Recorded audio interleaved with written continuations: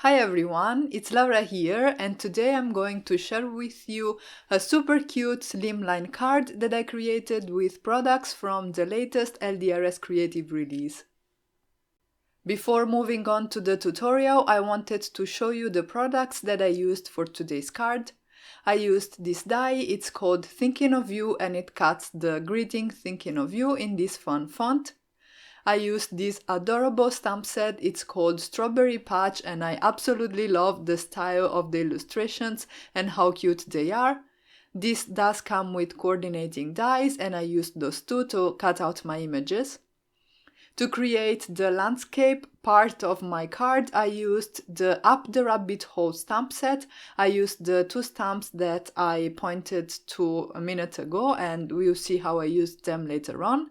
And then I used this die, I am obsessed with it. This is the Slimline die by LDRS Creative.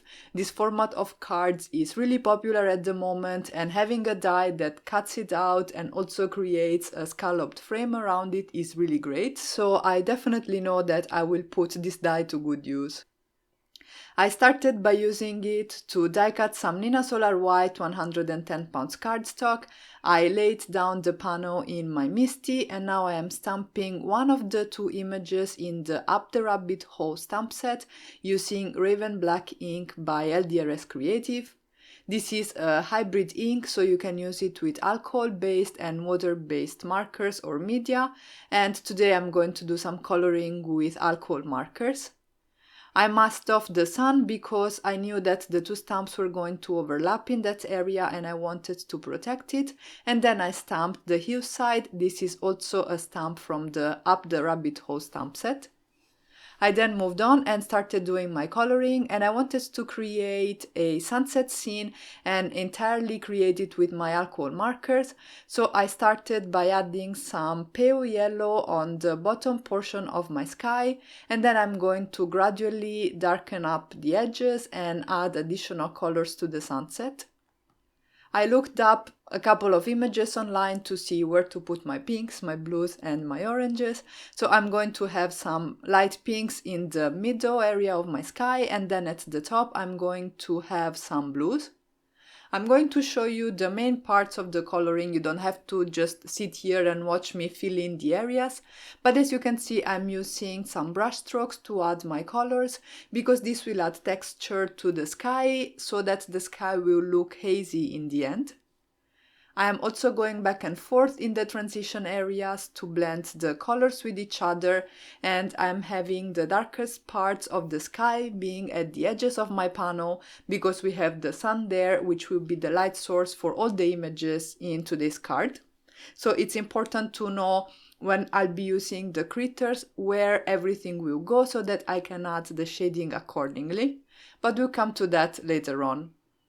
Once I was done adding my pinks and blending them out with the oranges and warm yellows that I have at the bottom, it was time for my blues, and I decided to use some teal blue markers.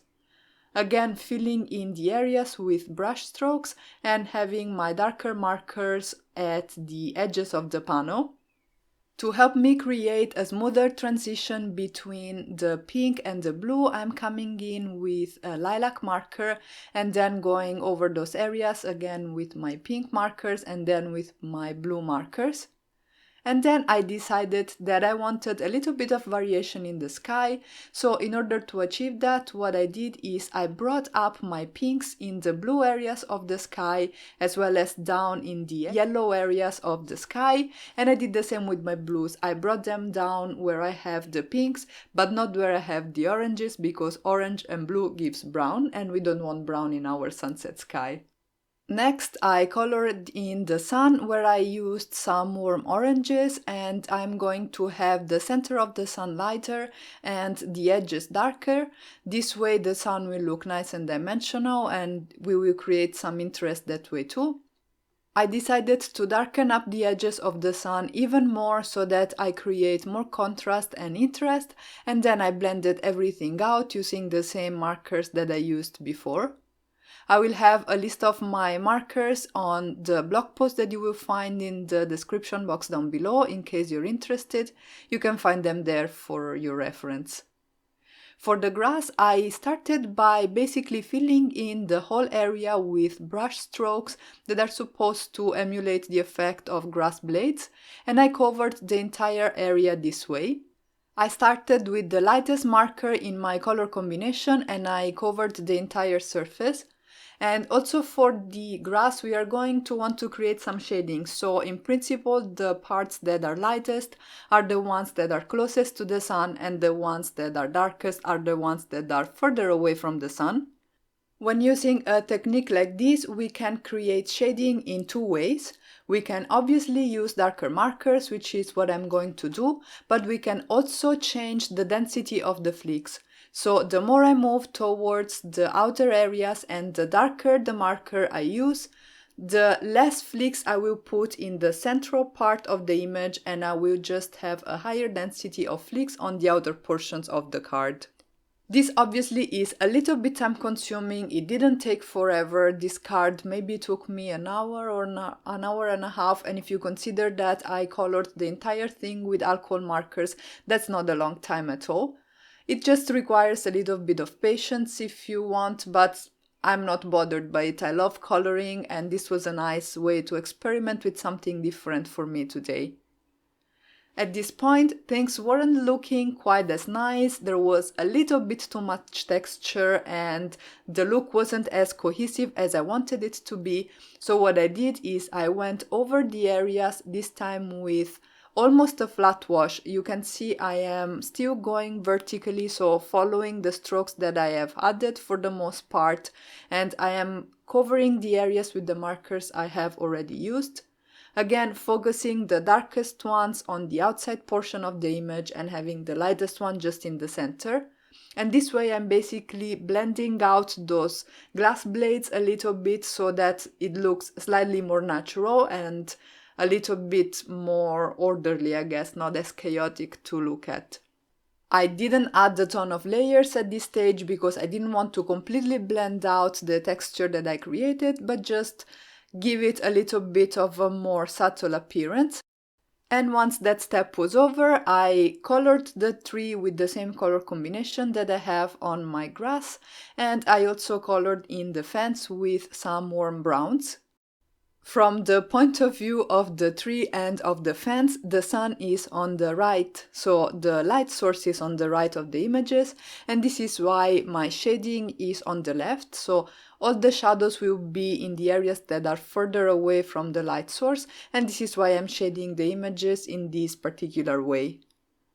As I said, I used images from the Strawberry Patch stamp set by LDRS Creative to create my little scene.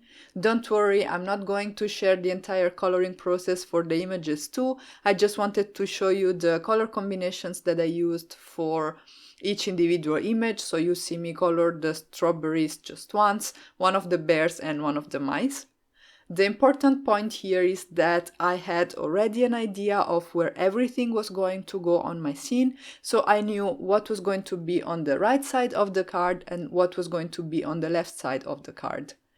For example, the strawberry plant that you can see is colored in right now is going to be on the left side.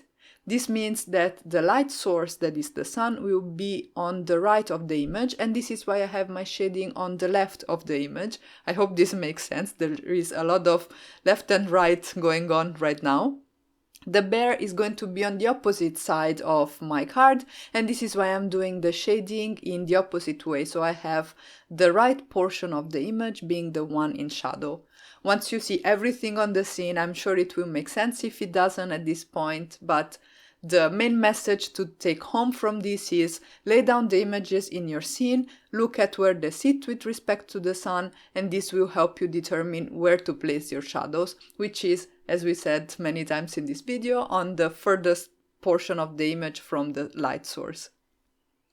Alright, so once I was done coloring the images, I die cut them all with the coordinating dies, and then I am going to create a scalloped frame for my scene.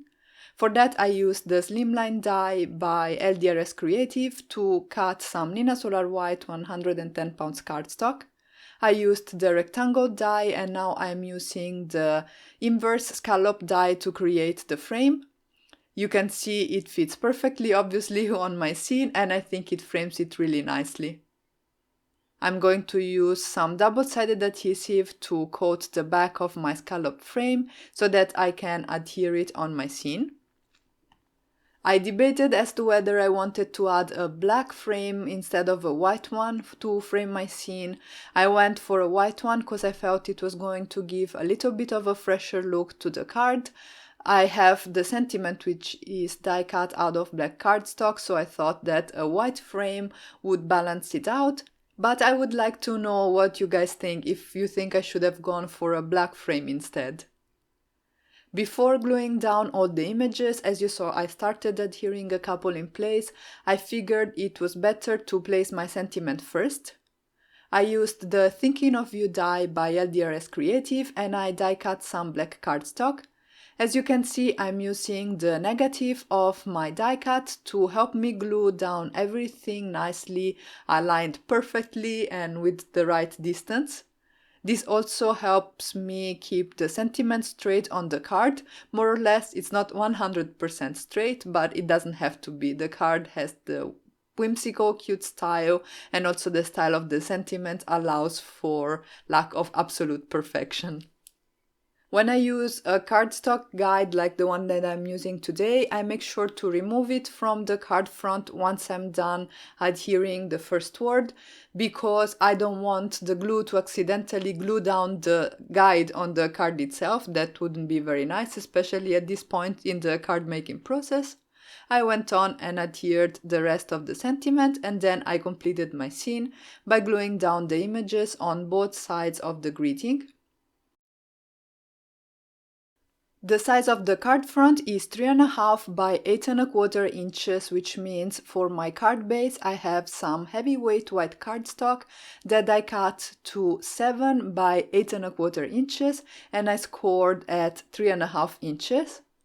I coated it with double-sided tape and I adhered the card front to the card base. It was time for some finishing touches. I actually didn't want to go too overboard with glitter, glossy accents, pearls or anything on this card. So the only two things that I did was to add a little bit of white dots around the cheeks of the characters. And then I used my Sakura glaze pen, this is in the color black, to go over the eyes of the critters. This is a new entry in my craft room. I have seen people use it in videos and I have to say that the yield in real life is so much better than anything you can grasp by watching the video. So you should try it because the look is really cool. One thing you probably want to avoid is to smudge the eyes of your critters. I did that on one of the mice on the right side of the card, but I fixed it really quickly by first coating the areas where I had the smudges with a white gel pen. I waited it to dry completely and then I went over the white gel pen with my Illustrator markers. Because these are alcohol markers, they will color basically the white Jelly Roll pen and nobody will ever know that we had a little bit of an oopsie on the card. Here is the final result and I really hope you like it. I absolutely love this new Slimline die and these adorable stamp sets, and I will have links in the description box down below if you guys are interested. As always, if you did enjoy this video and you found it useful, you can let me know with a comment and a thumbs up. I love reading all your comments, it really makes my day. And if you're new and you haven't already, you can subscribe to my channel for more card making and paper crafting inspiration. Thank you guys for stopping by and have a great day.